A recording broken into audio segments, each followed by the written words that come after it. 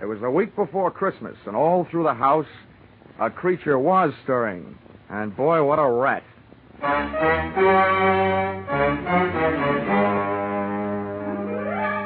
This is another in the adventures of America's fabulous freelance insurance investigator, Johnny Dollar, starring Charles Russell. At Insurance Investigation, Johnny Dollar is only an expert. At making out his expense account, he's an absolute genius.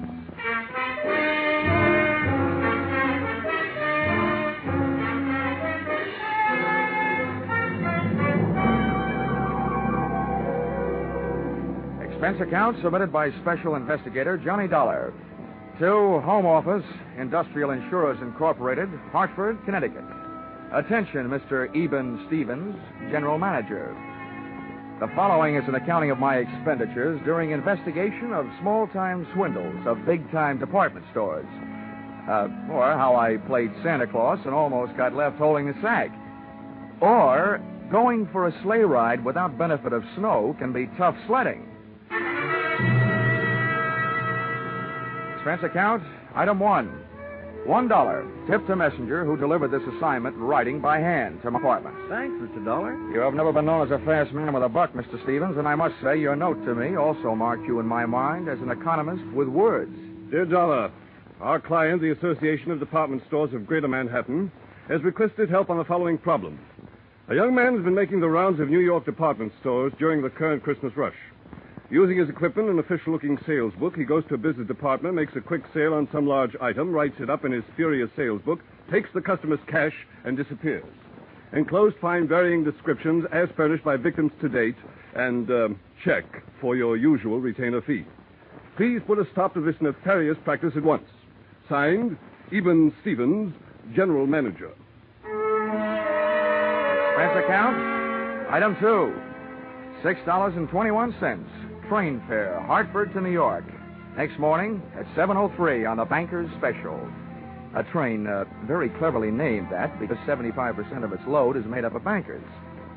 I sat among them in a parlor car, watching them limbering up for the day's chores, slowly shaking their heads from side to side and softly whispering, "No." We arrived at Grand Central at 9:20. The bankers got off and headed for their granite vaults. I got off and headed to face my stone wall. Expense account, item 3. 4 bits, cab fare to offices of the Association of Department Stores of Greater Manhattan. There, things got brighter right away. Her name was Judy Whitehall. Boy, how she'd been missed by the scouts for the Copacabana, I'll never know. I have been assigned to help you all I can, Mr. Dollar. What would you like to know first? Your home phone number. Oh, well, maybe we better wait until later for that. How many stores are there in your association, Miss Whitehall? We have 120 member stores, Mr. Dollar. Great. You know, in one department store, I'm the kind of a guy that can't find a glove department.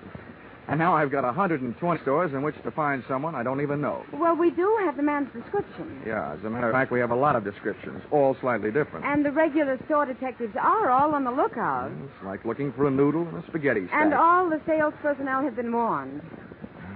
It's beautiful. What's beautiful? Your face. Well, really, Mr. Dollar. After all. Oh, yeah. Oh, yes, I know. Business. Well, before I start, maybe you'd better give me a letter of identification. If I spend all day moseying around department stores without buying anything, I can stand a good chance of getting picked up as a shoplifter. Right away. Follow me. All right. Oh, just a minute. Hello, this is Miss Whitehall. Oh, yes, Mr. Sandler. Oh, my, that's terrible. My goodness, that's awful. Good gracious, that's worse. Well, the insurance investigator is here right now, Mr. Sanders. We'll be right over. What's so terrible? Well, that man, the one we're looking for, he was in the Miller's store making a phony sale in the camera department. Oh, you also said it was awful. It was. A little girl picked up a camera and snapped his picture, and the man tried to take it away from her, and the girl yelled, and then her mother screamed. And what made it worse? Well, a store detective came running, and the man shot him. Then he grabbed the little girl, camera and all, and ran off. They called the police. Really? I can't imagine why.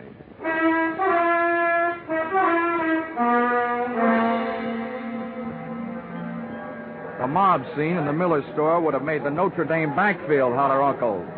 Christmas neckties were selling like hotcakes. Only compared to most of the ties, a hotcake would look better on you. The camera department was on the mezzanine, and the store manager, Mr. Sander, was on a rampage. Why doesn't somebody do something? Why can't they find him? I've got men posted on every door. He's in this store somewhere, and... Oh, Miss Whitehall, it's about time. Who's this? Oh, this is Mr. Dollar, Mr. Sandler, from the insurance company. Well, I tell you what you can do, Dollar. I've already got 20 policemen running all over the store. It's absolutely ridiculous, preposterous, and fantastic. That's what it is. Also amazing. Now, tell me, Mr. Sander, about that little girl who picked up the camera and snapped the culprit's picture. Did they find her yet? They certainly did, in the rug department. She's been shoved in the middle of a pile of 9x12 Orientals on sale at $123.50. She was scared, but not hurt. Now, the girl was found without the camera, I suppose. Naturally, but the camera wouldn't do us any good. After all, I'm sure the camera didn't have any film in it. They never do when on display. Well, how about the store detective, the one who got shot? In the hospital, Miss Hall. They'll call me here as soon as they find out how badly he's been hurt. Well, look, getting back to that kid, was she able to give you a good description of the guy who grabbed her? She hasn't stopped crying long enough. Well, how about her mother? Neither is she. Well, where are they now? They're in my office. That's why I'm staying right here. Where is your office? On the 8th floor, right next to the credit office. Well, this may be the first time I ever got past the credit office. Come on, Judy.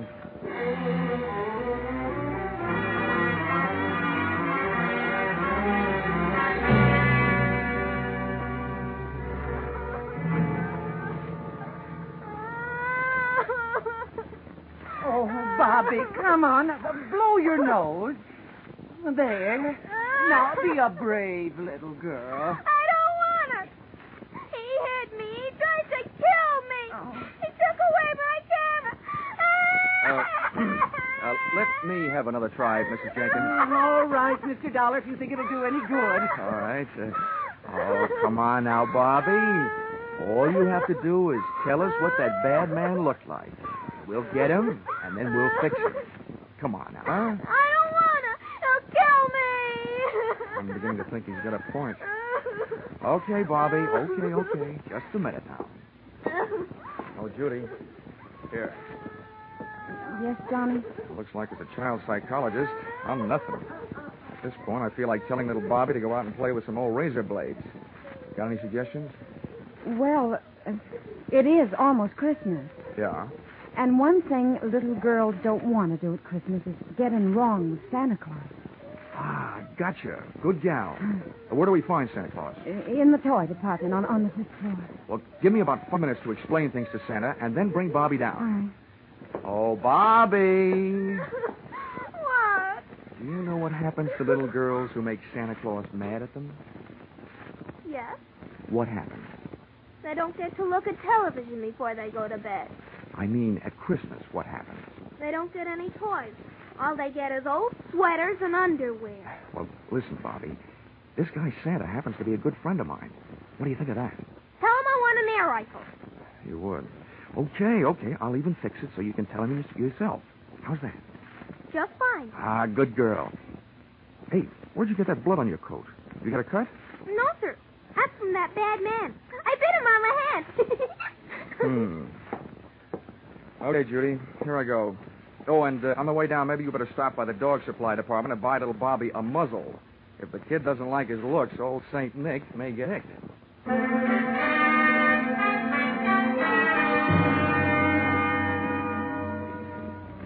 Department stores should have some kind of a congressional medal for salespeople who work in the toy department just before Christmas. I took the elevator down to 5, and when that door slid open... Toy department. Let him out, please. It was like stepping into Dante's Inferno, junior grade. First, I got on a house phone and called Sandler, who was still in the camera department. He had word from the hospital. The store detective had died without regaining consciousness. I was no longer trying to catch a cheap swindler. I was now out to swap blood with a dirty murderer. A line of fidgety kids led me to Santa Claus, sitting benignly on his throne. I had a short talk with him, and a short wait for Judy and little Bobby.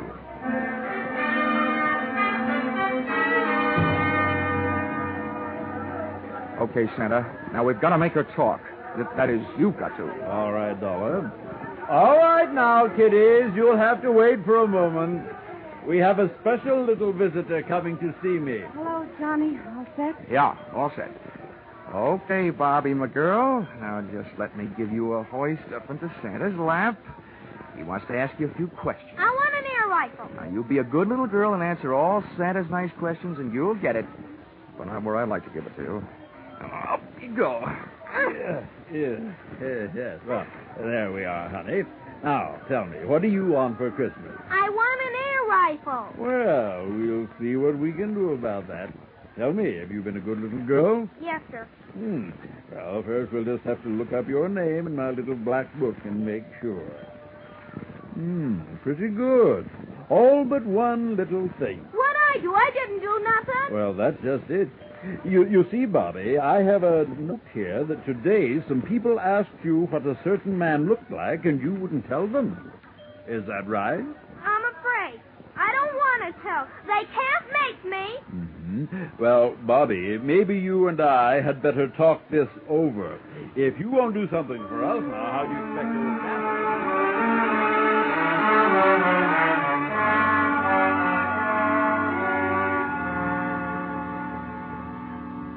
Little Bobby's description of the murderer wasn't the greatest by any means, but it was better than none at all, with which we had been furnished by the personnel in the camera department and the kid's mother. We took the girl to the advertising department, where an artist made a sketch. Armed with a drawing, we made a tour of the store exits, showing it to the police posted on every door, giving them a rough idea what to look for. A medium-build, pudgy man with black hair. And when they came across such a character, he was to be issued an invitation to show his hands. If he was sporting Bobby's teeth marks, then they'd really know. Well, this chore out of the way, Miss Whitehall and I sank our teeth in a pair of sandwiches in the tea room. The Shopper's Delight sandwich, to be exact. Cream cheese, walnuts, watercress, and pineapple on whole wheat bread.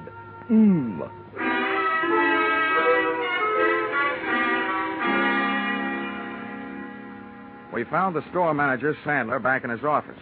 He, too, was eating, but he was on a diet of straight fingernails. Oh, terrible, terrible, terrible. That's what it is. Now, don't worry, Mr. Sandler. He'll be caught.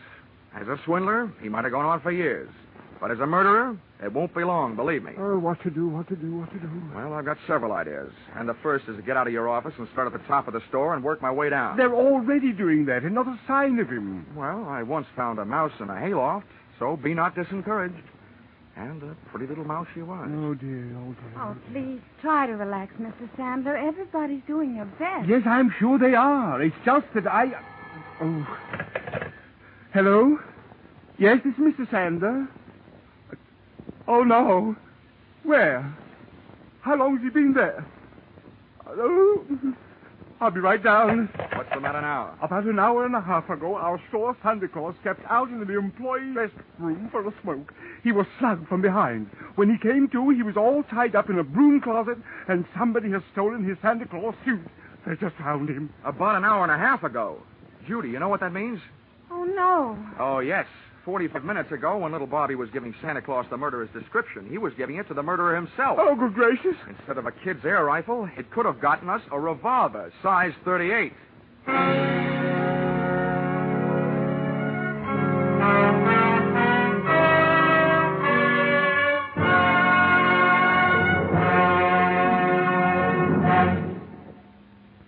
In just a moment, we will return to the second act of Johnny Dollar. But first, CBS is going to bring you one of the biggest presents you ever received from show business tomorrow afternoon, Christmas Day.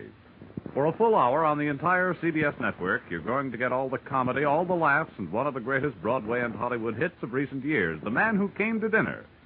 And The Man Who Came will be played by none other than Jack Benny, plus Charles Boyer, Gene Kelly, Dorothy McGuire, Gregory Peck, and Rosalind Russell, plus Henry Fonda and John Garfield as narrators. You'll hear them all on CBS's special holiday hour tomorrow afternoon. Jack Benny, playing the man who came to dinner and breaking a leg, had to stay on and on and on. Now with our star, Charles Russell, we return to the second act of yours truly, Johnny Dollar.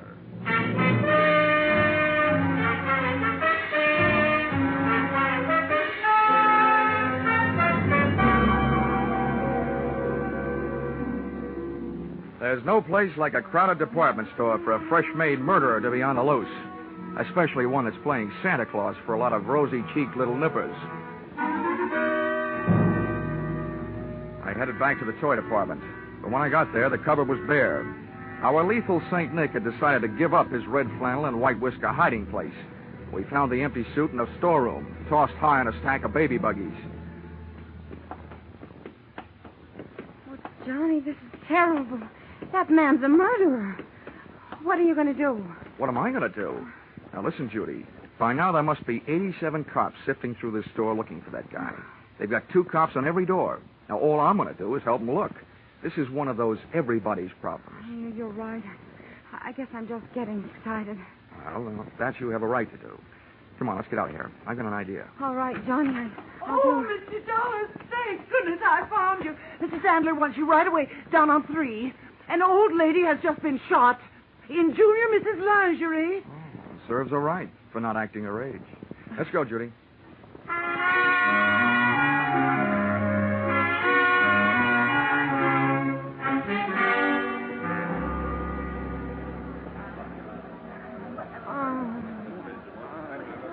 Right over here, Dollar. All right. Let him through, please. Let him... Lady, please stand back now.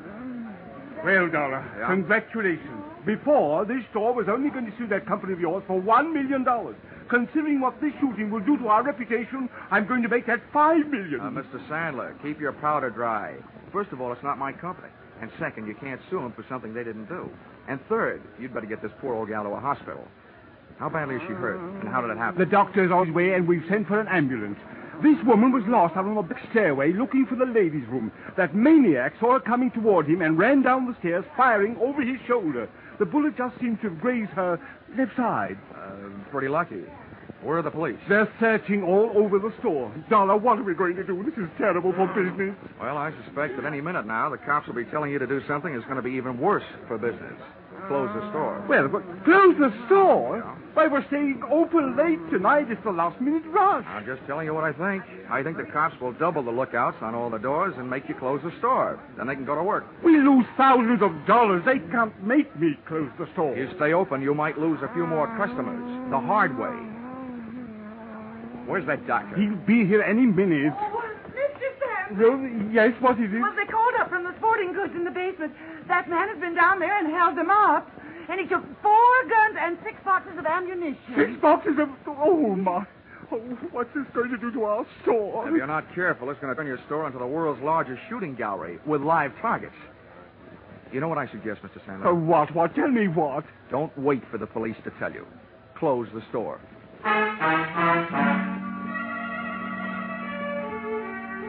Sandler didn't like it, and neither did the customers, as they filed out of the store past the scrutiny of the police officers, still clutching their unfinished Christmas shopping lists.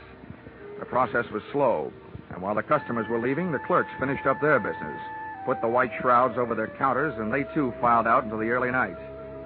The boys in blue, watching the doors, came up with several men answering the general description of our friend with a loose trigger finger, but none of them had little Bobby's teeth marks on his hands. That made it a 50-50 chance that Mr. Killer was still in the building.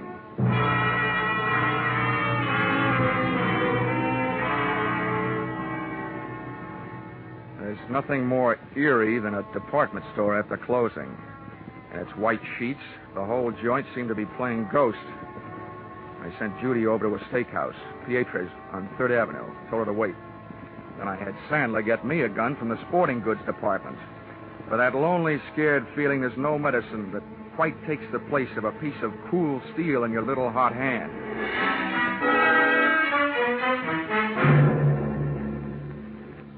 The sergeant, in charge of the police detail, posted men outside all exits.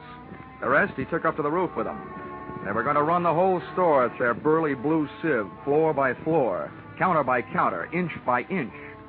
Sandler stayed with me down the first floor. Just for fun, I thought I would start working my way up.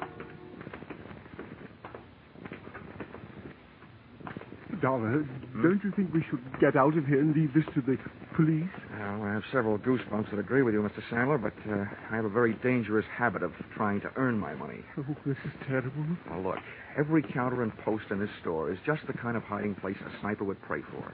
I get paid for this kind of work. You don't. Now, why don't you go out for a nice, safe walk? It's my duty to stay here. I'm sticking with you. Okay. But remember, two of us gave him twice as much to shoot at. No, you did. I had to go and open my big mouth. Get down.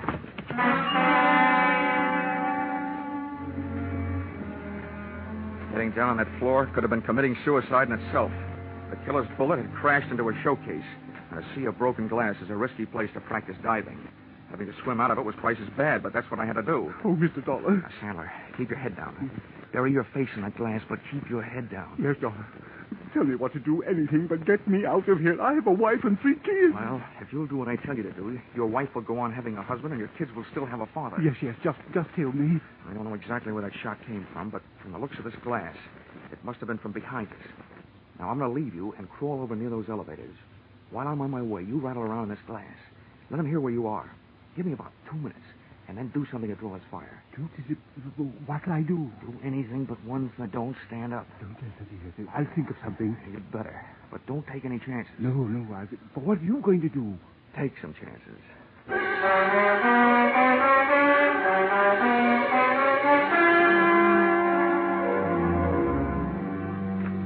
Once I was on my way, Sandler went to work with a vengeance. I could hear him thrashing around in that glass like he was trying to corner the Band-Aid market. I made it over to the elevators, scooting flat along the floor till I hit a car with an open door and slithered inside. Behind the protection of the elevator's front wall, I stood up, peered over at the edge of the door, and waited for Sandler to make the move that would draw the murderer's fire. I must say Sandler was dead game, and the way he made a move, he also stood a good chance of coming plain dead. First, he stopped wiggling around on his bed of glass, and then he just stood straight up. The shot missed, but my eyesight didn't. The killer was shooting from high up, behind a pole. He was standing up on a glass showcase, hoping for a better view. And it didn't take me long to decide to give him a better view of the inside of that glass showcase. I started deliberately shooting his foothold out from under him.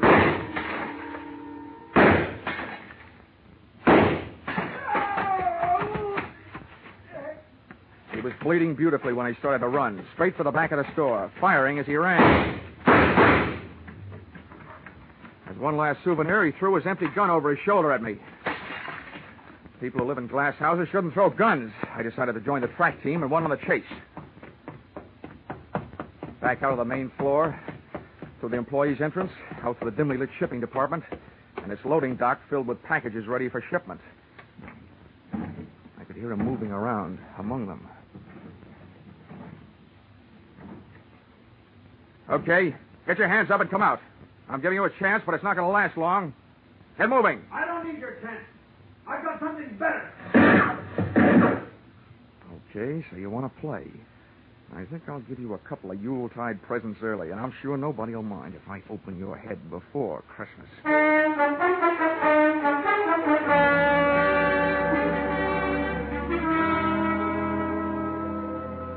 My hot-headed friend was hiding behind a high pile of wooden boxes ready for shipping.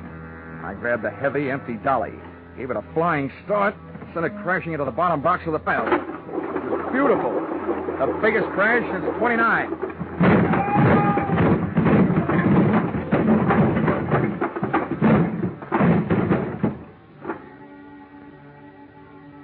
It was a tough fight, but, Mom, I don't think I won. At best, it was a draw. About the 15th time I belted him, he belted me right back. Then he got his hands on a hammer, laid it across the side of my head. I got the hammer, did the same for him, and made a hole in one. He fell squarely into a man-sized packing case lying at the foot of the packing bench. I was getting weak, dizzy. I had to hold him. One thing to do. Top a case lying right there. All ready. Nails part way in. Put it on right over him. Nail it on. Good, tight. Good, tight. Good, tight. Everything is going black.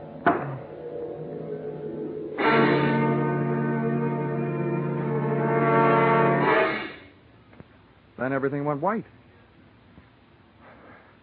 Hey, corny as this may sound, where am I? You're in the hospital, Johnny, darling. Hmm? But don't worry. It's only a slight concussion. They brought you here last night. Oh, I suppose I have a hammer-shaped hole in my head. No, darling. It hardly shows. Oh. How could it? The bandages covering it up. Well, at least I got him. Hmm? You what, dear? I got him. The killer. Oh, no, dear. You couldn't have. They're still looking for him. Oh, no. Oh, my gosh. What time is it? 11 in the morning. I gotta get out of here. Why? Johnny, please. Johnny, you're not supposed to get out. Oh, nurse!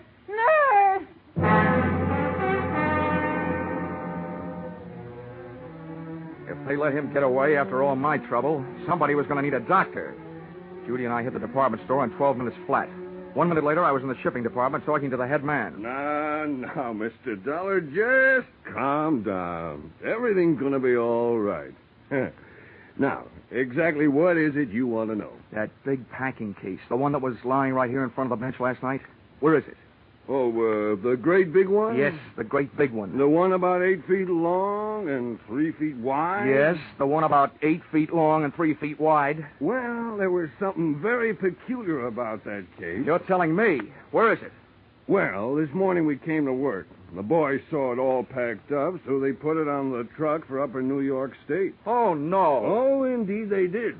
But what was peculiar about it, even though they found it all ready to go, later on they found all the merchandise that was supposed to go in it lying around loose. It had never really been packed. Well, then quick. The least you can do is tell me where it went. Well, now that I can do. That box was the boss's big annual charity shipment of goods. That particular box is on its way to some of the unfortunates who'll be spending this Christmas away from home. All right, so where is it? By now, it should be at the New York State Prison, up in Ossining.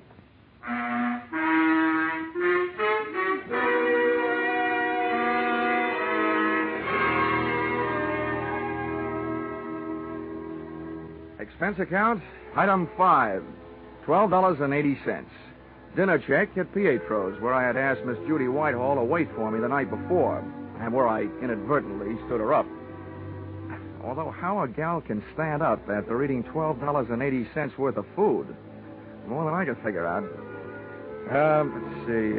Expense account, item 6, $10. Medical supplies for those poor CBS sound men, Vern Surrey and Billy Gould, who had to break all that glass during the show. Expense account total, $511.50. You may think this amount is a little high, but isn't everybody at this time of the year? Signed, yours,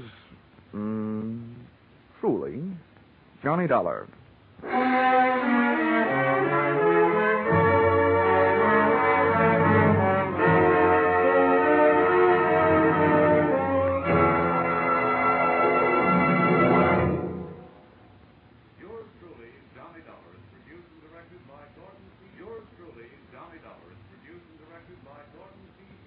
Stars Charles Russell. Script by Paul Dudley and Gil Dowd. Featured in the cast were Jay Novello, Georgia Ellis, Marlene Ames, Parley Bear, Paul Duboff, and Connie Crowder. The special music is written and conducted by Leith Stevens. Your announcer is Bob Stevenson.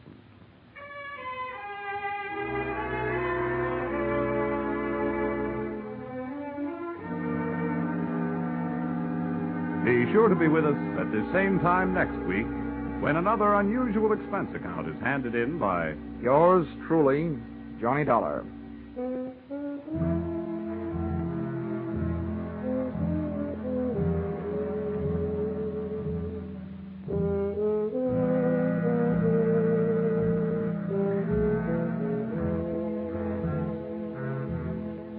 Those two pleasant gentlemen of music, Vaughn Monroe and Gene Autry, will be around with special Christmas music tonight on CBS.